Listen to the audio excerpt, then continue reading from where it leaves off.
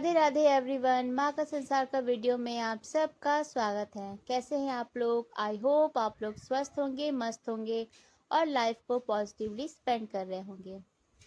Let's continue our vlog, क्योंकि ये हमारा लास्ट व्लॉग का सेकेंड पार्ट है। बहुत लंबा वीडियो मैंने अपलोड नहीं किया था, तो इस सेकेंड पार्ट को मैं आज आपसे शेयर करूँगी। तो लास्ट वीडियो में मेरा जो मैं खुद को मोटिवेट करने के लिए जो मैंने लिखा था वो क्या था कि सोच समझकर फैसले लीजिए और खुद को प्रायोरिटी दीजिए, जिस पे हमने डिस्कस किया था। तो ये उसी दिन का है और मैं अपनी स्टडी कर रही थी।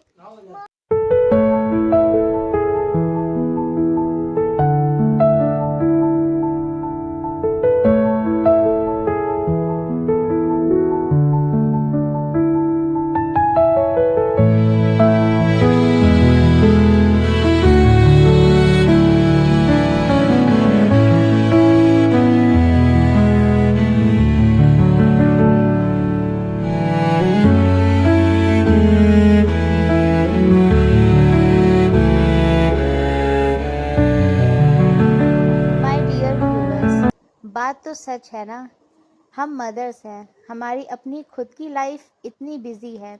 इसमें भी अगर हम अपना वैल्यूबल टाइम अपने किसी और फैमिली मेम्बर या अपने फ्रेंड्स या अपने नीबर्स या कोई भी रिलेटिव्स के लिए या किसी के लिए भी अगर हम थोड़ा भी कुछ अपना टाइम देते हैं, तो हम एक बहुत बड़ा अपना वैल्यूबल टाइम वहाँ पर वेस्ट कर रहे हैं।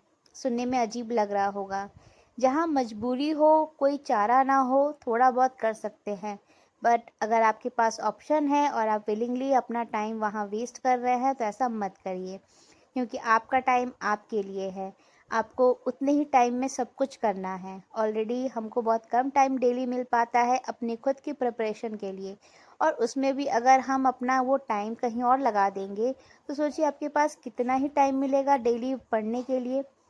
तो अब तो आपको इतना कठोर होना ही पड़ेगा कि अब चाहे लोग बुरा माने या कुछ भी करें, ये दिमाग में मत रखिए। कोई बुरा मानता है, मानने दीजिए, क्योंकि आपकी सक्सेस, आपका फेलियर आपका है। अगर आप फेल होते हैं तो ब्लेम आप पर ही लगता है, और सक्सेसफुल होंगे तो भले कोई क्रेडिट ले ना ले, पर फ़ायदा तो आपको हो रहा है ना। तो अगर कल के डेट में आप फेल भी होते हैं या अभी तक हम अगर कुछ नहीं अचीव कर पाए हैं, तो उसके ज़िम्मेदार किसको माना जाता है? आपको ही माना जाता है, हमें ही माना जाता है कि हम में ही कमी है। तो फिर अपने सक्सेस को क्यों ताक पे रखना? क्यों किसी का वेट करना कि कोई हमें अप्रूवल दे तो हम वो काम करें, तो हम अचीव करें? नहीं, आप अपने टाइम की वैल्यू समझिए।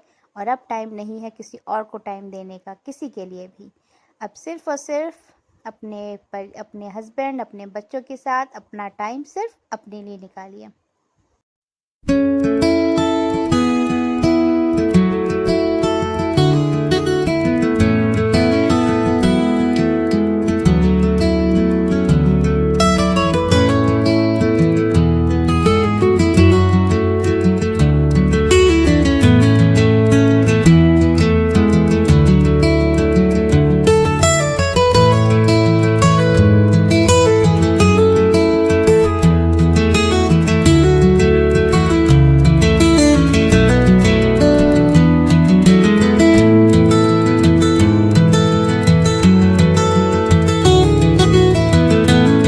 और हाँ, अब बात कर लेते हैं वैकेंसीज़ की। इतने सारे वैकेंसीज़ हैं, और अगर सब में नहीं तो कुछ कुछ तो एक से ज़्यादा में हमने फॉर्म भरे ही हैं। और अगर एक से ज़्यादा में आपने फॉर्म भरे हैं तो उनकी तैयारी क्या करें? वो कौन सी 3 इम्पॉर्टेंट बातें हैं जिनको आपको दिमाग में रखना होगा while preparing for those exams? तो चलिए इस पर डिस्कशन कर लेते हैं। ये मेरा पॉइंट ऑफ व्यू है, अगर आपको अच्छा लगे तो प्लीज़ कंसिडर करिएगा।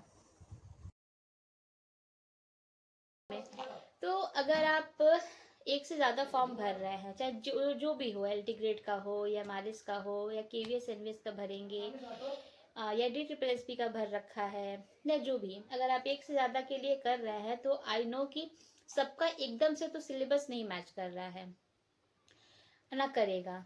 तो करना क्या है? पहली चीज़, सोच समझ के फैसला लीजिएगा कि आप वही फॉर्म भरें या भर भी दिए हैं तो आप किस चीज़ के लिए ज़्यादा परफेक्टली क्वालिफाइड कर रहे हैं। हो सकता है कहीं ना कहीं कुछ डाउट आ जाता है हमारे क्वालिफिकेशन, क्योंकि इतनी सारी चीज़ें मांग ली जाती हैं कि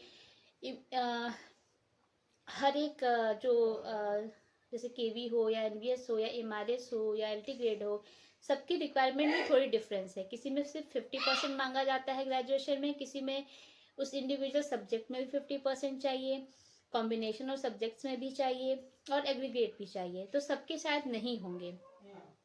और किसी प्राइमरी में तो सिर्फ डीएलएड मांगा है, उसमें से भी कहाँ से किए हैं क्या नहीं किए हैं। तो मेरा पॉइंट बस यही है कि आप जिसके लिए भी फॉर्म भर रहे हैं या भर भी दिए हैं या भरने वाले हैं, तो सोच समझ कर फैसला लीजिए कि आप एकदम से किस चीज़ के लिए पूरी तरह से क्वालिफाइड हैं, उसी पर आप मेहनत करिए। दूसरी चीज़, सिलेबस देखिए कि सब में क्या कॉमन है। क्या पढ़ेंगे तो एक कोई अगर एक कोई टॉपिक या कोई सब्जेक्ट सब में कॉमन है तो उसको एक बार पढ़ेंगे तो वो सबके लिए फ़ायदा करेगा, सबके लिए प्रिपरेशन हो जाएगा। ठीक है। तीसरी चीज़, सब में क्या क्या अलग पढ़ना है। सब में जो जो अलग पढ़ना है उसका अलग लिस्ट बना लीजिए और उसकी उस तरह से टाइम निकाल के आपको पढ़ना है।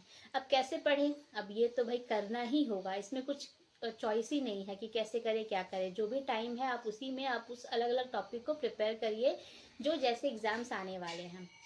फिर 3 इम्पॉर्टेंट चीज़ है जिस पर आपको ध्यान देना है। पहला कि आप जिसके लिए एकदम से परफेक्टली क्वालिफाइड है उसी पर फोकस करिए, ताकि आप अगर फर्स्ट आए सेकंड आया या इंटरव्यू भी है तो वो सब क्वालिफाई कर लेते हैं तो आगे जाके आपको जॉब लेने में कोई प्रॉब्लम ना हो। दूसरी चीज़, इन सब में जो कॉमन टॉपिक है कॉमन सब्जेक्ट है उसकी एक ही बार तैयारी करिए कि सबके लिए बेनिफिट हो, जैसे जैसे जो एग्ज़ाम्स हैं। थर्ड, जिसमें जो चीज़ अलग टॉपिक्स है उनको उस तरह से टाइम निकाल कर कैसे भी तैयारी करना ही होगा आपको, टाइम मैनेजमेंट के अकॉर्डिंग आपको करना ही होगा। और जैसे जैसे जो एग्ज़ाम्स है उसको प्रायोरिटी देके ताकि वो उस एग्ज़ाम्स के आने तक आपकी तैयारी उस टॉपिक की हो जाए। तो ये 3 चीज़ों पर ध्यान आपको देना है। तो चलिए आज के व्लॉग में इतना ही, और मैं तो अपनी तैयारी में लगी हुई हूँ। आपकी तैयारी कैसी चल रही है प्लीज़ बताइएगा। तब तक के लिए राधे राधे, और हाँ, खुद को प्रायोरिटी दीजिएगा।